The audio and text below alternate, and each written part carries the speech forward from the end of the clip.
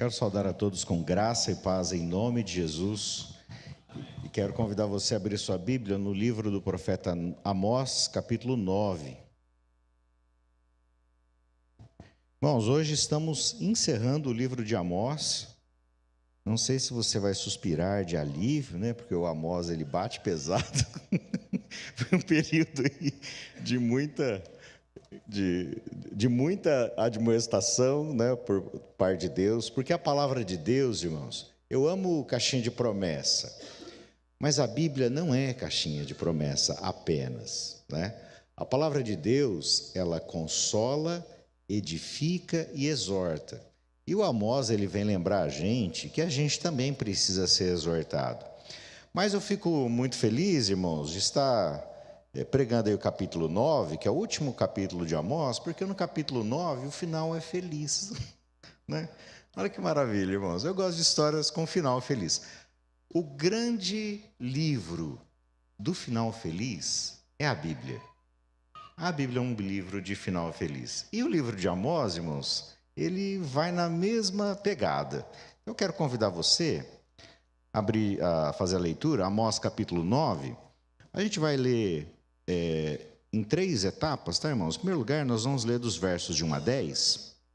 A palavra de Deus diz assim: Vi o Senhor que estava em pé junto ao altar. Ele me disse: bata nos capitéis das colunas, para que os umbrais comecem a tremer e os pedaços caiam sobre a cabeça de todos eles. Matarei a espada os que restarem, nenhum deles fugirá, e nenhum escapará. Ainda que cavem para chegar ao mais profundo abismo, a minha mão os tirará de lá. Se subirem ao céu, de lá os farei descer. Se eles se esconderem no alto do Carmelo, irei atrás deles e de lá os tirarei. E caso se ocultem dos meus olhos no fundo do mar, ali darei ordem à serpente e ela os morderá. Se forem levados para o cativeiro pelos seus inimigos, ali darei ordem à espada e ela os matará. Porei os meus olhos sobre eles, para o mal e não para o bem. Porque o Senhor dos exércitos, é o que toca na terra e ela se derrete. E todos os seus moradores estarão de luto. Toda a terra subirá como o Nilo e abaixará como o rio do Egito. Deus é o que edifica as suas câmaras no céu e firmou a sua abóbada sobre a terra. Ele é o que chama as águas do mar e as derrama sobre a terra. Senhor é o seu nome. Filhos de Israel, não é verdade que vocês são para mim como os filhos dos etíopes, diz o Senhor. Não é fato que eu tirei Israel da terra do Egito, os filisteus de Caftor e os sírios de Quir? Eis que os olhos do Senhor Deus estão contra esse reino pecador, e eu destruirei da face da terra. Mas não destruirei por completo a casa de Jacó, diz o Senhor. Porque eis que darei ordens e sacudirei a casa de Israel entre todas as nações, assim como se sacode trigo na peneira, sem que um só grão caia na terra. Todos os pecadores do meu povo morrerão à espada, os que dizem, o mal não nos alcançará, nem nos encontrará. Ainda não é o fim, tá, irmãos?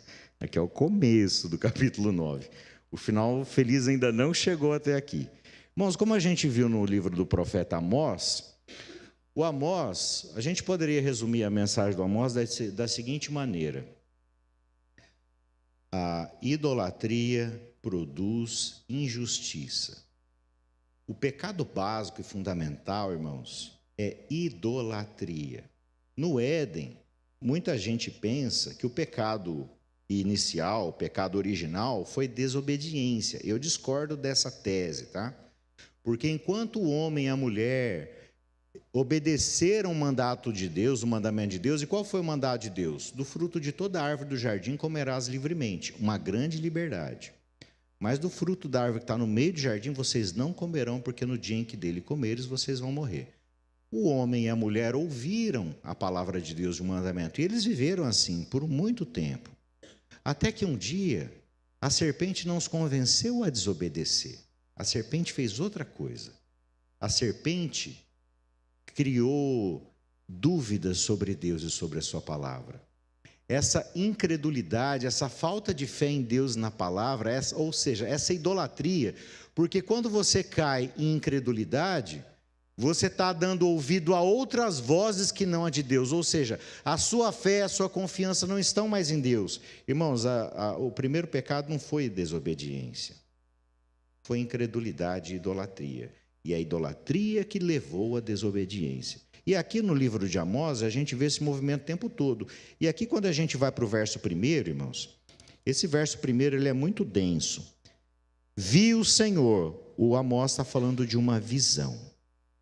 Viu o Senhor que estava em pé junto ao altar, e ele me disse: bata os capitéis das colunas, para que os umbrais comecem a tremer, e os pedaços caiam sobre a cabeça de todos eles. Matarei a espada os que restarem, nenhum deles fugirá e nenhum escapará. Qual a visão aqui que o Amós tem, irmãos? A gente sabe que no século 8 a.C. houve 4 grandes profetas. A gente tem o Amós, o Isaías, o Miqueias e o Oséias. E o Isaías, que era contemporâneo do Amós, ele também teve uma visão de Deus no templo. Mas foi uma visão bem diferente. A visão do Isaías vê o Senhor como sentado num alto e sublime trono. Deus é o rei, ele está sendo adorado, louvado e reconhecido como rei. Mas em Amós não. Em Amós Deus não está sentado no trono, ele está de pé do lado do altar. Ou seja, ele está numa posição bem diferente. E a ordem que Deus dá é muito assustadora. Bata nos capitéis das colunas para que os umbrais comecem a tremer e os pedaços caiam sobre as cabeças de todos eles. Irmãos, essas palavras, essa ordem de Deus, me lembra um texto do livro de Juízes. Sansão foi um juiz de Israel. Aliás, irmãos, uma das grandes bobagens que se fala sobre o Sansão, né, é que a força dele estava no cabelo.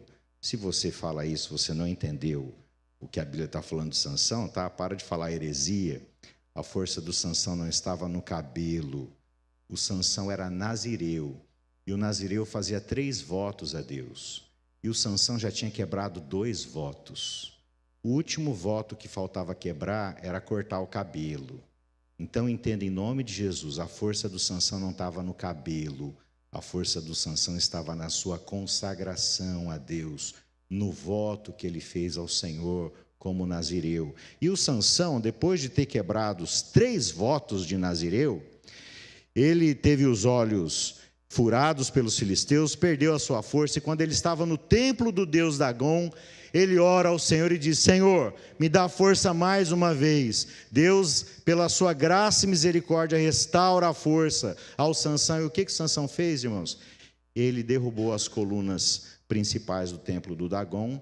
Aquele templo caiu sobre aqueles que estavam oprimindo Israel e o cegaram e o torturaram.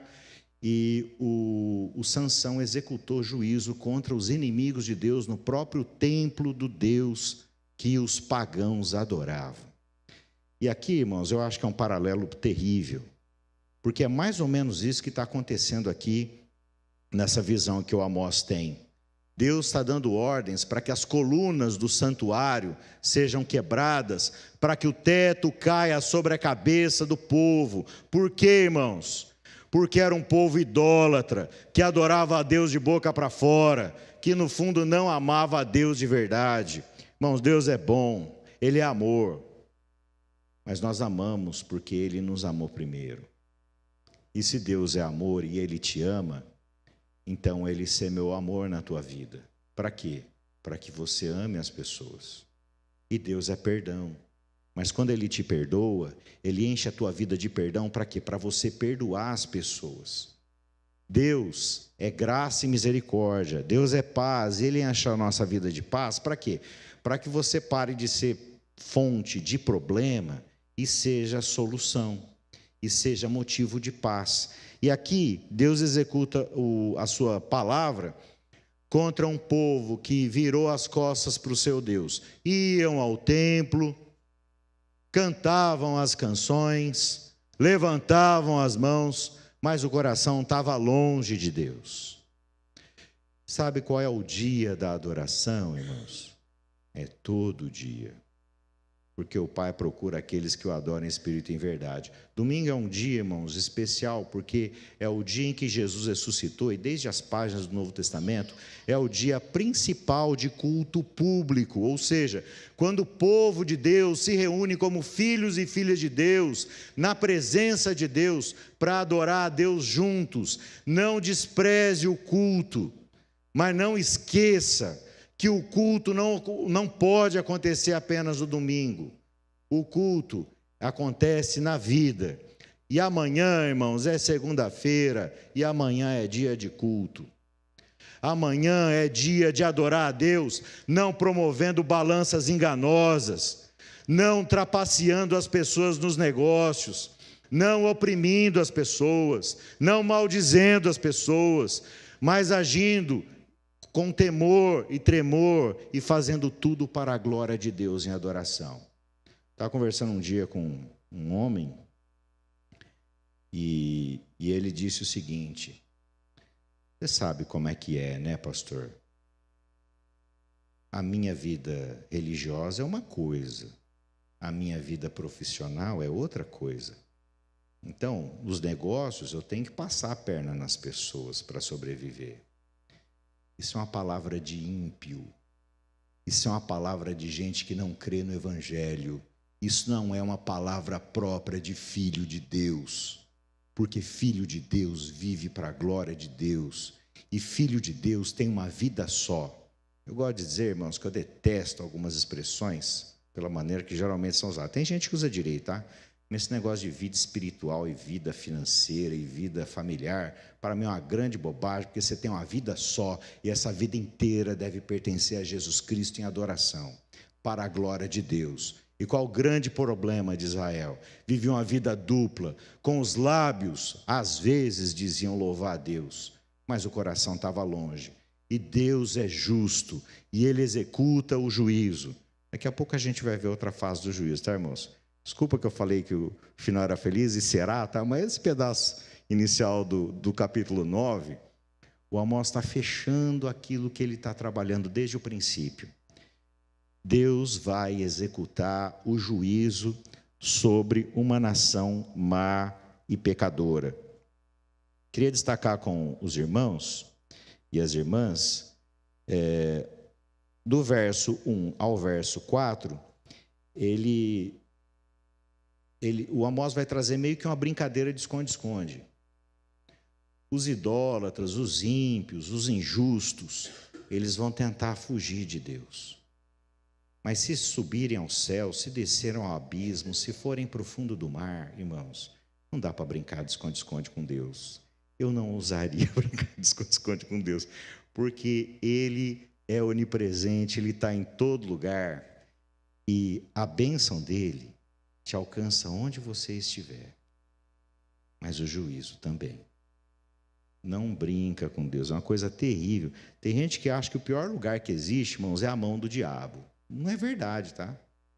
O pior lugar que você possa imaginar é a mão da ira de Deus, porque a mão da ira de Deus é todo-poderosa, ela é muito mais terrível que a mão do diabo. E o juízo de Deus, irmãos, ele é real. Mas Deus age com justiça. Verso de número 5, porque o Senhor dos Exércitos, é o que toca na terra e ela se derrete, e todos os seus moradores estão de luto. Toda a terra subirá como o Nilo e abaixará como o rio do Egito. Deus é o que edifica as suas câmaras no céu, firmou a sua abóbada sobre a terra. Ele é o que chama as águas do mar e as derrama sobre a terra. Senhor é o seu nome. Dos versos 5, irmãos, ao 6, Deus está dizendo simplesmente o seguinte: quem vai executar esse juízo é o Deus Todo-Poderoso, o Criador do céu e da terra, aquele que criou todas as coisas. Ninguém vai fugir da ira do Eterno Todo-Poderoso, irmãos. Ninguém a quem Deus determinar a sua ira, vai ser capaz de fugir dela, porque é o Todo-Poderoso que fala, Senhor é o seu nome. Verso 7, filhos de Israel, não é verdade que vocês são para mim como filhos dos etíopes, diz o Senhor.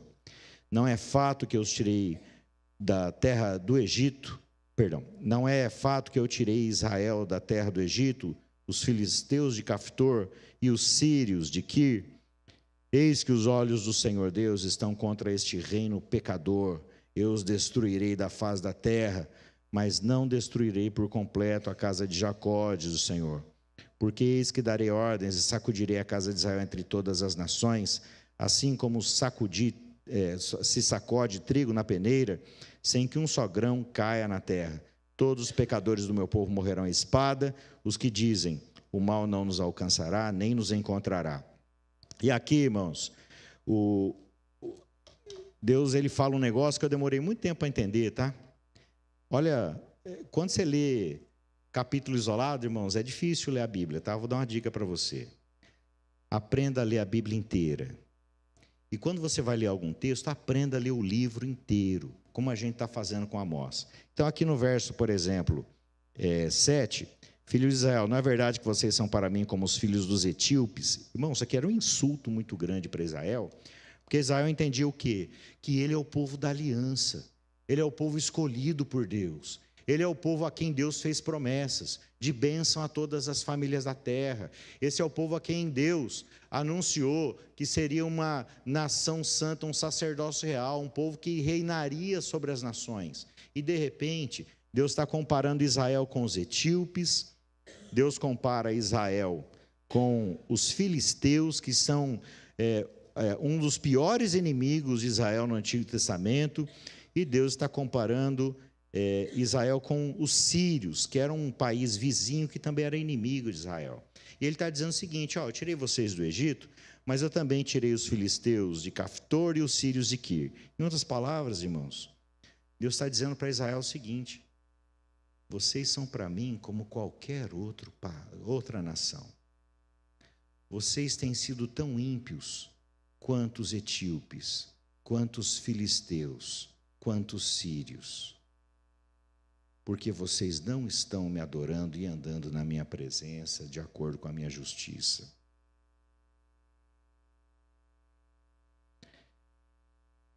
E aqui, irmãos, a partir do verso 9, ou melhor, do verso 8, começa um sinalzinho de esperança. Não destruirei por completo a casa de Jacó, no final do verso 8. O verso 9 diz, porque eis que darei ordem e sacudirei a casa de Israel entre todas as nações, assim como se sacode trigo na peneira, sem que um só grão caia na terra. Ou seja, Deus está comparando Israel com o trigo que é peneirado, o restolho cai para fora da peneira, mas nem um grão de trigo cai para fora. O Amós aqui, irmãos, está trazendo um tema que, novamente, é um tema importante no livro de Isaías, por exemplo, no capítulo 11, do renovo da casa de Davi. Deus está dizendo que vai permanecer um remanescente fiel. Não é todo aquele povo de Israel, no século 8 a.C., que vai ser ceifado e alvo da ira de Deus. Deus, ele traz também uma palavra de esperança. Eu vou reservar para mim um remanescente fiel, no qual vou cumprir as minhas promessas, por causa da graça de Deus. Irmãos, Deus não age bem porque nós somos bons. Deus não nos salva porque nós somos bons. Deus nos salva porque Ele é bom.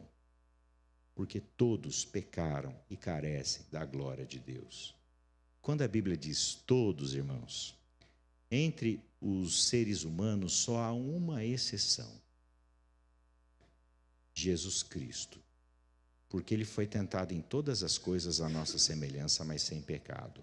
O único que foge a essa regra é Jesus. Sempre que Deus age com misericórdia, ou seja, quando Ele evita na tua vida o mal que você merece, e sempre que Deus age com graça, ou seja, derramando sobre a tua vida o bem que você não merece, Deus tem agido assim porque Ele é amor, porque Ele é bom, e apesar de ser justo e executar a sua justiça, Ele continua sendo bom e sendo fiel. Todos os pecadores do meu povo morrerão à espada. Os que dizem o mal não nos alcançará, nem nos encontrará. Aqui, irmãos, nos lembra o perigo da falsa esperança, tá, irmãos? A esperança não morre. Ou melhor, a verdadeira esperança não morre. Sabe por quê? Porque Jesus ressuscitou. Deus já venceu. A última palavra que será dita vai ser palavra de graça, de salvação e de misericórdia. No entanto, irmãos, eu tenho um tema que eu gosto de tratar de vez em quando. É uma luta triste que eu tenho, irmãos, mas é o seguinte, eu vou tentar explicar de novo. É um conceito muito equivocado que costuma circular entre as igrejas. Tem duas palavras que você tem que entender o sentido geral da Bíblia: santo e pecador. A Bíblia diz que todos pecaram e carecem da glória de Deus, mas se você ler a Bíblia atentamente, você vai perceber que a Bíblia não chama todo mundo de pecador. Ah, pastor, então não é todo mundo que pecou? Não, é todo mundo que pecou. Mas quando a pessoa crê em Deus, quando ela está debaixo da aliança de Deus, quando ela está debaixo do perdão de Deus, a Bíblia não a chama de pecador, a chama de santo. E você não é santo porque você merece ser santo. Você é santo porque Deus é santo, você pertence a Deus e o Espírito Santo do Senhor habita em você. Você não é santo porque você merece, você é santo pela graça. E quando você adora a Deus, e anda na justiça de Deus, e anda na vontade de Deus, você não é santo porque você conquistou isso, você é santo porque você foi conquistado para isso. Porque sem a graça, irmãos, nem crer a gente creria. Eu gosto de dizer que tem uma das coisas mais calvinistas que existem, irmãos, é orar para que as pessoas creiam em Deus. Sabe por quê? Porque no fundo você reconhece que se Deus não tocar a pessoa, ela não vai crer. Até para crer a gente precisa da ajuda de Deus. Até para crer a gente precisa da graça. Até para crer a gente precisa da ação do Espírito Santo iluminando a palavra de Deus, porque a fé vem pelo ouvir e ouvir a palavra de Deus. Até para crer, irmãos, nós precisamos da graça de Deus. E a gente tem que lembrar que quando a Bíblia fala do povo de Deus, que anda na fé em Deus, na adoração a Deus e na justiça de Deus, esse povo é um povo santo. Quem são os pecadores? Observem que o Amós não está chamando todo mundo de pecador, irmãos. Todos os pecadores do meu povo morrerão à espada. O Amós não está dizendo todos morrerão. Ele está dizendo, há um remanescente fiel que vai permanecer. Há aqueles que me adoram. Há aqueles que se submetem à minha vontade, há aqueles que andam na minha justiça. Esses são santos, irmãos, santos pela graça, mediante a fé em Cristo Jesus, mas santos pela graça. Agora, os pecadores são os pecadores obstinados. A primeira carta de João, capítulo 3, o João faz uma distinção muito interessante entre quem pratica pecado e comete pecado. Cometer pecado é um acidente, praticar pecado é aquela coisa, aquele encontro marcado que você tem diariamente, tá? Ou semanalmente, sei lá o que for, tá? Mas aquele pecado que você não se arrepende. Então, irmãos, o povo de Deus vive pela graça, mas a graça não é barata, a graça custou caro, a graça custou o sangue do Filho de Deus na cruz. E se você ama Jesus de verdade, você não vai tratar a graça de Deus como se fosse qualquer coisa, como diria o autor de Hebreus, pisar o sangue que foi derramado na cruz. Você vai agir com amor, com gratidão. Então, irmãos, os versos de 1 a 10, eles vêm trazer novamente esse tema que é recorrente, que o falso templo se torna o lugar do juízo, porque a idolatria, mesmo quando ocorre naqueles locais de culto que são chamados pelo nome de Deus, a idolatria, irmãos, ela traz o juízo de Deus. A idolatria traz injustiça, a idolatria traz maldade. Mas, respira, vamos para o verso 11, irmãos. Versos 11 e 12. Naquele dia, levantarei o tabernáculo caído de Davi. Vou reparar as suas brechas e levantá-lo nas suas ruínas. Vou restaurá-lo para que volte a ser como era nos dias da antiguidade, para que o meu povo tome posse do restante de Edom e de todas as nações que são chamadas pelo meu nome, diz o Senhor, que faz essas coisas. Ufa, irmãos, aqui a história começa a mudar, tá? Naquele dia, ou seja, num tempo específico, nos dias escatológicos, naquele dia, levantarei o tabernáculo caído de Davi. O que isso significa, irmãos? Significa o seguinte, um dos textos mais importantes da Bíblia, tá? Anota aí, lê, relê, lê de novo, até você memorizar, principalmente o centro do capítulo, 2 Samuel, capítulo 7. Se você não entender esse texto, você vai perder muita referência nos profetas. 2 Samuel, capítulo 7, o Davi conquistou Jerusalém dos jebuseus, fez de Jerusalém a capital do reino. Davi, ele vai reinar sobre as 12 tribos de Israel, né? O reino do norte, Israel, o reino do sul, Judá. E o Davi resolveu fazer o seguinte, o Davi percebeu que ele morava num palácio e Deus tinha um tabernáculo, ou seja, uma tenda. E o Davi teve um pensamento muito correto. Está errado esse negócio. Como é que o rei vive num palácio e a casa do Senhor é uma tenda? E o Davi intentou construir um templo ao Senhor. Falou com o profeta Natã deu uma profetada ali, falou, Davi, vá em paz porque o Senhor é contigo. Quando o Natã estava indo para casa, ele falou, Natã, que negócio é esse que você falou para o Davi? Você vai voltar agora. Porque você deu, profetada é um termo que eu estou usando, tá, irmãos? Mas o Natã deu uma profetada, ele falou um negócio que não era Deus que estava falando. Ó, você vai voltar agora e vai dizer para o Davi o seguinte, Davi, você está querendo edificar a minha casa, mas sou eu que vou edificar a tua. Você não vai edificar a minha casa. Quando você partir, vai se levantar um descendente teu. Aliás, a palavra levantar também está aqui no texto, tá, irmãos? E é curioso que no grego, um dos sentidos básicos de ressurreição é levantar. Porque o que é ressurreição? Você está deitado morto e você levanta vivo, tá? Então Deus fala assim, ó, quando você partir, eu vou levantar o seu descendente. Ele será chamado Filho de Deus. Ele vai edificar a verdadeira casa para mim. E ele vai reinar para sempre. Isso aconteceu séculos antes do profeta Amós. 2 Samuel, capítulo 7.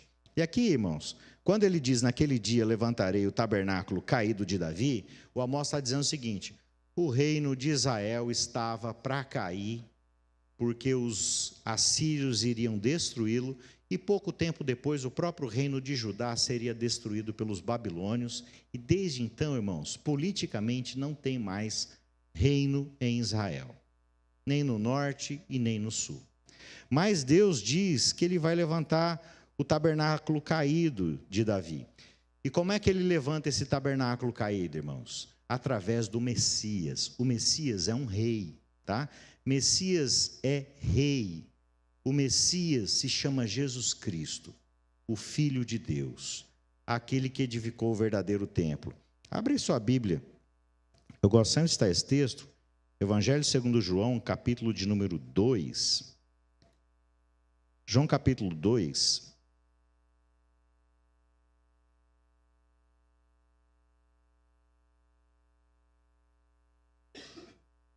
Vamos fazer a leitura a partir do verso 18.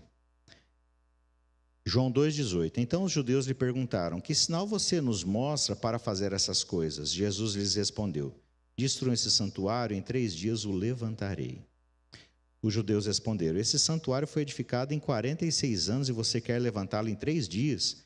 Ele, porém, se referia ao santuário do seu corpo. Destruam esse templo, o templo de Jerusalém, eu vou reconstruí-lo em 3 dias. Jesus, irmãos, é o Messias. Quando ele morre e ressuscita, ele fica 40 dias com seus discípulos, então ele sobe ao céu. E quando Jesus sobe ao céu, ele se assenta no trono. Ele reina hoje sobre cada átomo do universo. Ainda há aqueles que não creem, ainda há aqueles que são rebeldes contra Deus, mas Jesus já reina. Em breve ele vai voltar. E quando ele ressuscitou, irmãos, ele não apenas subiu ao céu e assumiu a sua posição de rei do universo, mas ele também edificou o verdadeiro templo. E sabe qual é o verdadeiro templo, irmãos? O verdadeiro templo é Jesus. Jesus é o verdadeiro templo, é o verdadeiro sumo sacerdote, é o verdadeiro sacrifício, e ele é o verdadeiro adorador. Ele adorou o Pai de maneira perfeita. E nós adoramos a Deus nessa manhã, mas entenda uma coisa em nome de Jesus. Se você não estivesse conectado em Cristo, por mais sincera que fosse a adoração, ela não seria recebida por Deus. Porque se sinceridade fosse suficiente, irmãos, o Filho de Deus não precisava ter morrido na cruz. Amém, irmãos? Está entendendo isso? Se sinceridade fosse suficiente, aí de vez em quando, irmãos, eu vejo umas pessoas assim, ai pastor, mas aquela pessoa não é idólatra porque ela adora de todo o coração dela.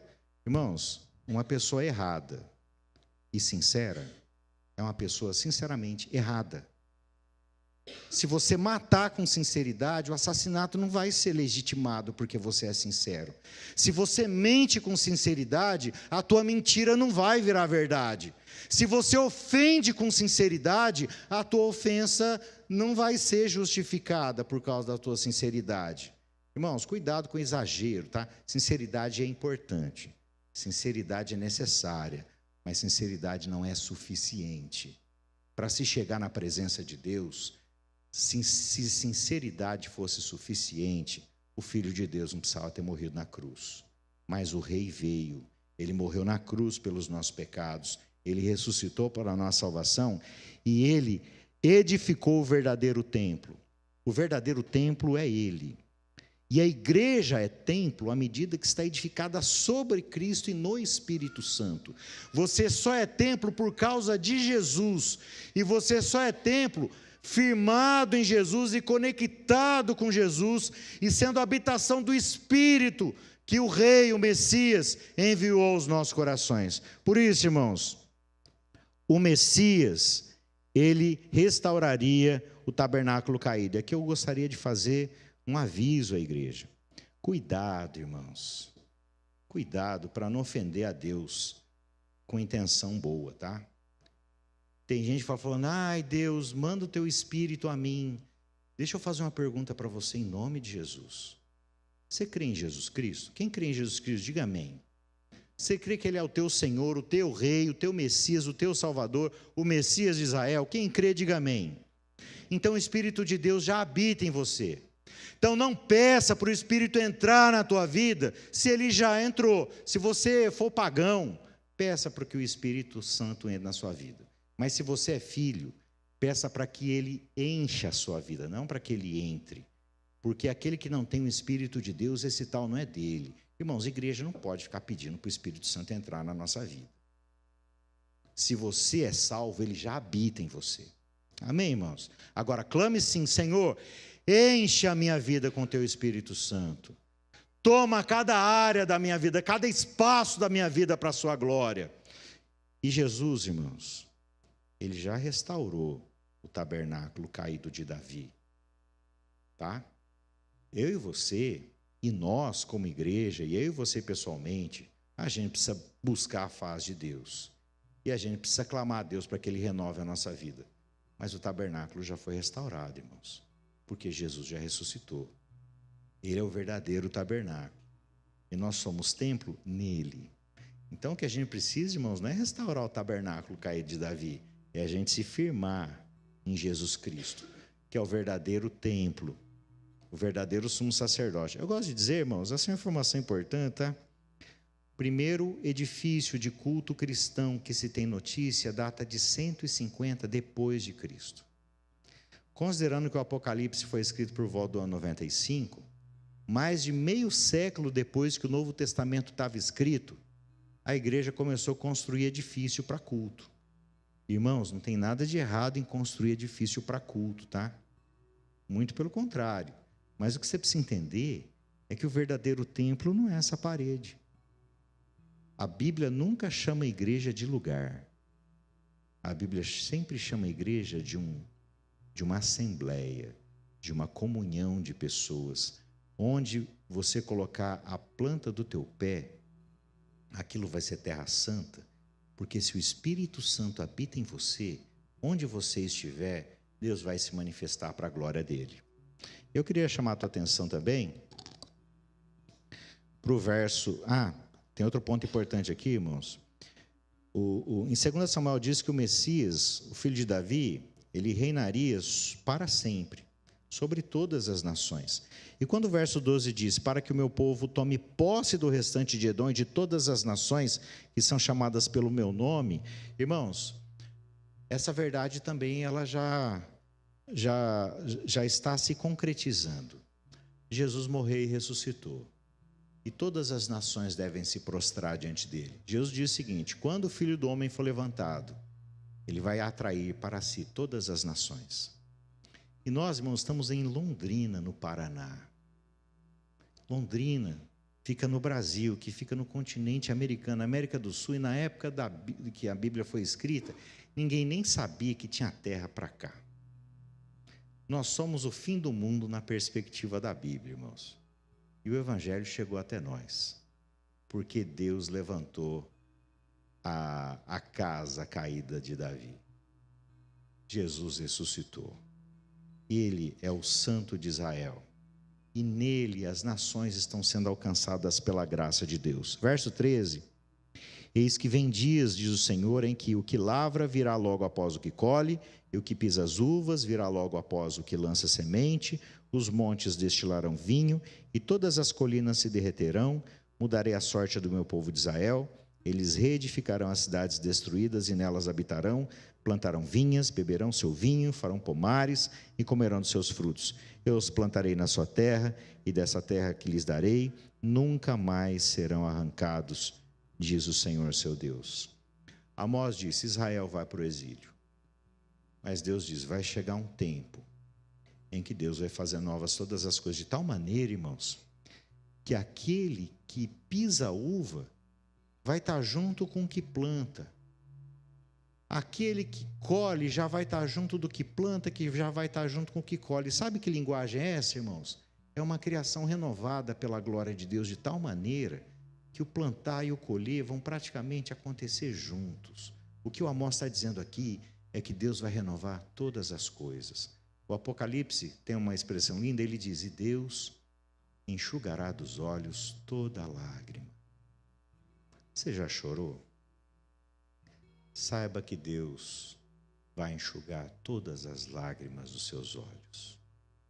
Ele vai responder todas as perguntas. Gosto muito de uma música chamada Tapeceiro, que ela diz mais ou menos o seguinte, quando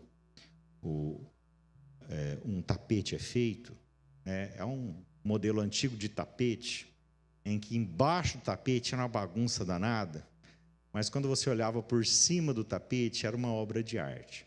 Irmãos, esses dias que a gente vive são como essa obra de tapeçaria, tá? Às vezes a gente olha para a vida, irmãos, e às vezes a gente olha pensando, não tem mais jeito. Às vezes a gente olha e fala assim, acabou. Às vezes a gente olha, o próprio Israel ouvindo a mensagem de Amós falou, meu Deus, tudo está perdido. Mas Deus diz, não está perdido. O meu melhor ainda está reservado, porque eu vou fazer novas todas as coisas. Eu vou levantar o tabernáculo caído de Davi. Irmãos, a boa notícia é que Deus já fez isso em Cristo Jesus. Jesus já morreu pelos nossos pecados, Ele ressuscitou. E hoje tem final da Copa do Mundo, irmãos. Mas eu vou falar um negócio para vocês. Eu vejo a maneira como o povo comemora, né? Não é bonito? Eu acho até bonito ver o povo comemorar. Mas o povo devia comemorar assim pelo Evangelho, porque a vitória de Jesus foi muito mais maravilhosa, foi muito mais extraordinária do que qualquer coisa que a gente possa contemplar. Ele levantou o tabernáculo caído de Davi, Ele reina hoje, Ele é bom, Ele perdoa os nossos pecados, e a graça dEle é tão grande, irmãos, que Deus não está fazendo com a gente hoje o que Ele fez com Israel no Antigo Testamento, porque Jesus mudou todas as coisas. Ele não veio trazer ira, ou melhor, Ele veio sofrer a ira. Quem crê em Jesus, diga amém. A ira que eu e você, a gente merecia, irmãos, eu vou falar uma coisa. Um dia eu estava conversando com um amigo, falecido já, presbítero da igreja em Paranavaí, ele estava lendo a Bíblia inteira e falou assim: pastor, eu estou impressionado como aquele povo de Israel era duro de coração.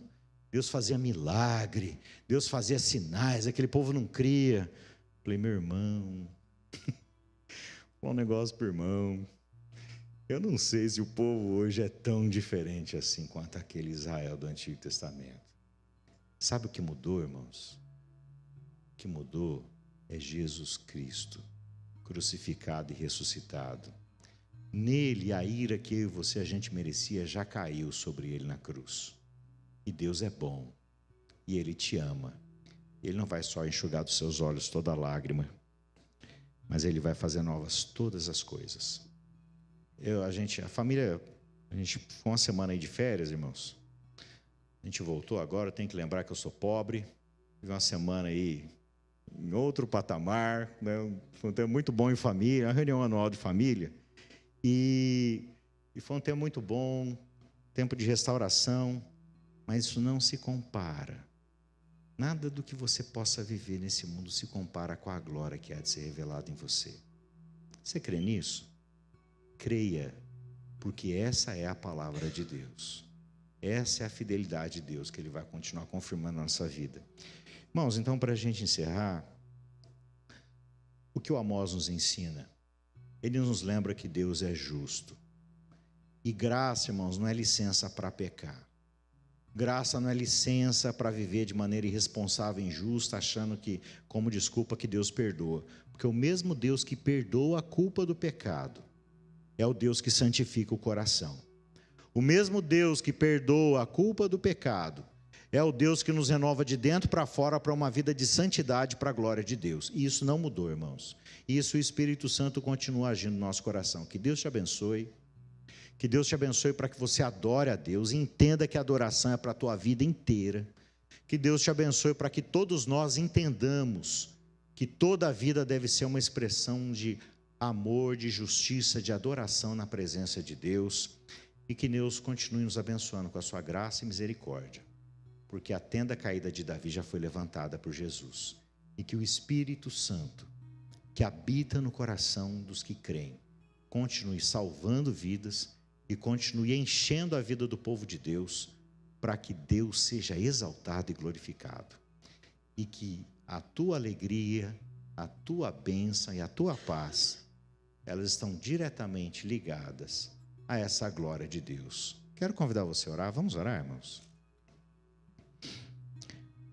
Senhor, queremos te agradecer, porque aquilo que o Amós anunciou como o fim, era o recomeço. Obrigado, Senhor, porque o Senhor é fiel na tua palavra. Obrigado porque o Senhor levantou a tenda caída de Davi, Jesus, e agora, sentado à direita do Pai reinando, o Senhor é o Rei dos reis e o Senhor dos senhores. Obrigado, Jesus, porque o Senhor não apenas restaurou o reino, mas na tua ressurreição o Senhor foi o verdadeiro adorador, e o Senhor restaurou a adoração. E o local de adoração agora não se resume a esse ou aquele lugar. O lugar de adoração é o nosso corpo, onde o teu Espírito Santo habita. Por isso, Senhor, continua renovando a nossa vida e renovando toda a criação. Está chegando o dia em que o Senhor vai destruir todo aquele mal que o Senhor já derrotou na cruz. Até aquele dia chegar, Senhor, continua derramando sobre a vida do teu povo de graça e misericórdia. Continua, Senhor, quebrantando os nossos corações, trazendo arrependimento de pecados e nos levando a uma vida que te adora em todas as áreas da vida e glorifica o teu nome pela tua graça. Nós te agradecemos, te louvamos e te agradecemos, Senhor, por toda essa caminhada que tivemos ouvindo a tua voz através do profeta Amós. Que o teu nome, ó Deus, seja sempre exaltado e glorificado, em nome de Jesus. Amém. Que Deus te abençoe.